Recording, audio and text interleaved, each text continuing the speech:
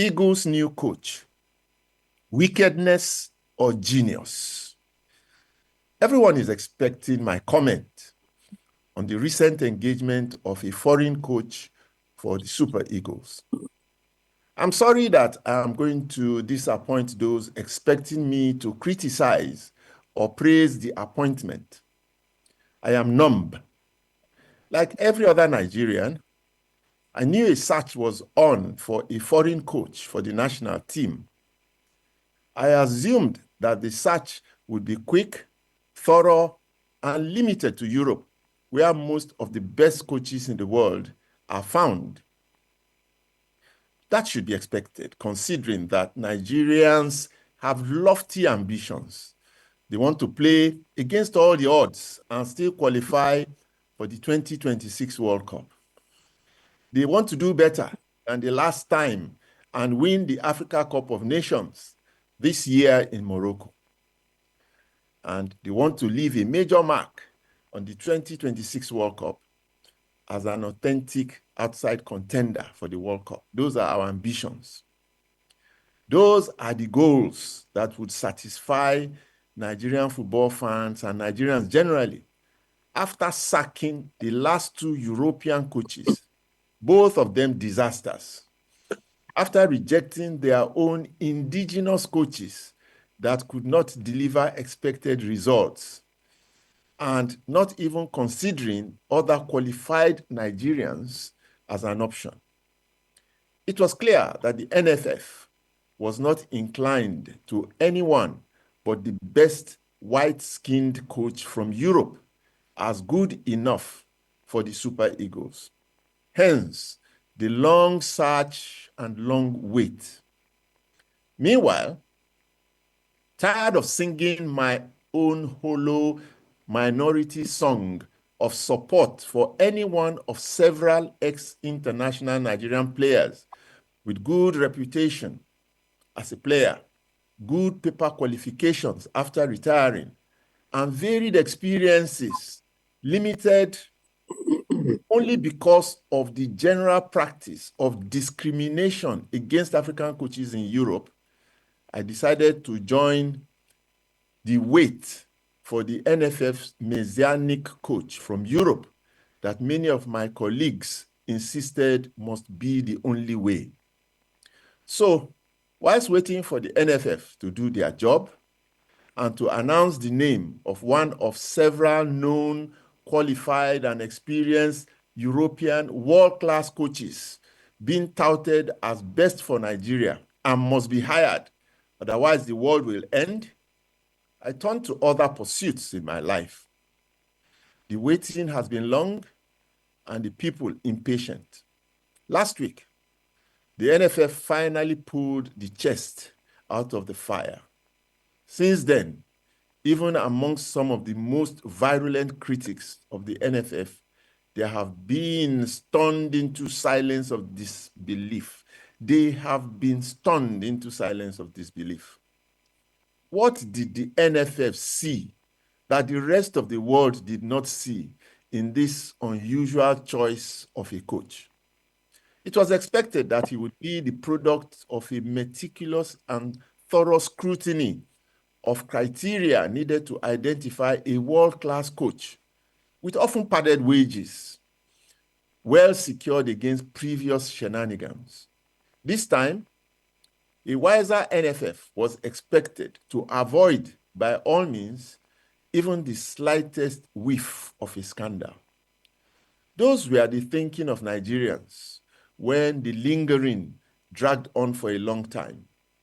With all eyes trained on the process, expectations were high that there would be no dubiousness in ascertaining the records, the credentials, the experiences, the qualifications, and reputation of anyone chosen, since no excuses would be acceptable given the precarious position of the Super Eagles on the group table for the World Cup.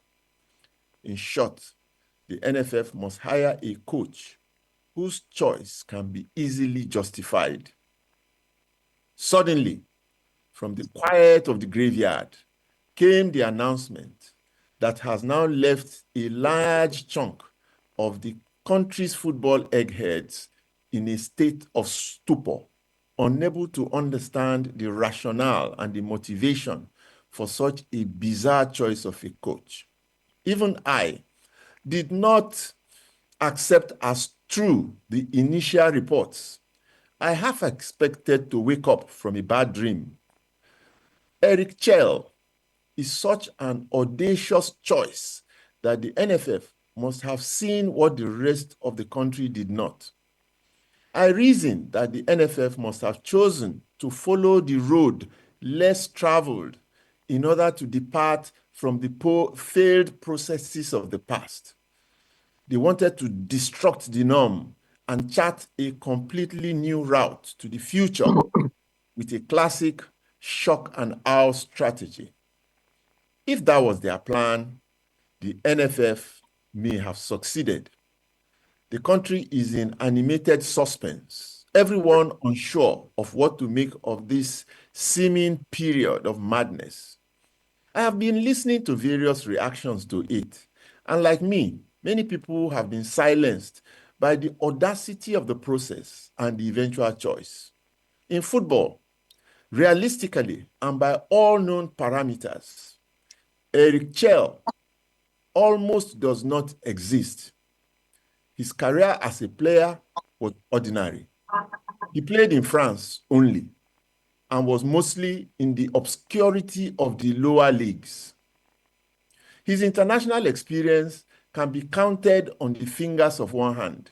5 international caps, not for France, but for Mali, an African country that has never won anything in football and never even qualified for the World Cup. Eric finished his playing career and embarked on a coaching regimen that is so lean that everything and the best of what he did can be summed up in one single item. He led Mali to the semi-finals of the last AFCON about a year ago. That's it. That's all. That's who Nigeria finally settles for as the world-class coach that will take the country and the country's football to El Dorado. That's who the giant of Africa chooses ahead of its legion of retired ex-internationals with experiences and qualifications that make Eric's look like kindergarten stuff. Forgive me, but I'm still trying to stop myself from thinking this is the greatest disrespect of Nigeria and Nigerians in any field of endeavor. I'm struggling to take it all in and see the side I may not be seeing through my pained eyes. I initially told myself it must be some deep fake news. I've since called up one of the bosses in the NFF and he confirmed it as true. I asked him what the process of selection was and the motivation to make such a hard to justify choice. He advised me to call and ask Victor Igbeba, one-time Africa's best player, a great football analyst on television, my good friend, and a member of the technical committee that recommended the Malian coach to the NFF board. Of course, I respect the Prince of Monaco, so I chose not to call him. I gave the NFA the benefit of doubt and then decided to sit down look as the drama will definitely unfold. Meanwhile, I am thinking and wondering at the sheer audacity of the NFF in choosing to take this difficult route to success. There must be something I am missing and failing to see and appreciate in this their choice. That's why I'm giving them benefit of doubt. So I'm not going to comment on it at all. I shall wait and watch and learn. There may be something to take away from this. After all, in 1990, when a coach was to be hired for the Nigerian national team at that time, the NFA hired a man whose qualifications have been the least in Nigeria's football history to date. Yes, Clemens Westerhoff may be the most successful coach to date in Nigeria's football history. Most successful. But going through his credentials at the time he was hired, he has also been the least qualified coach in Nigeria's football history. Eric Chell's qualifications are even a notch higher statistically than Westerhoff's in 1990. So, is the NFF drinking from the Westerhoff model?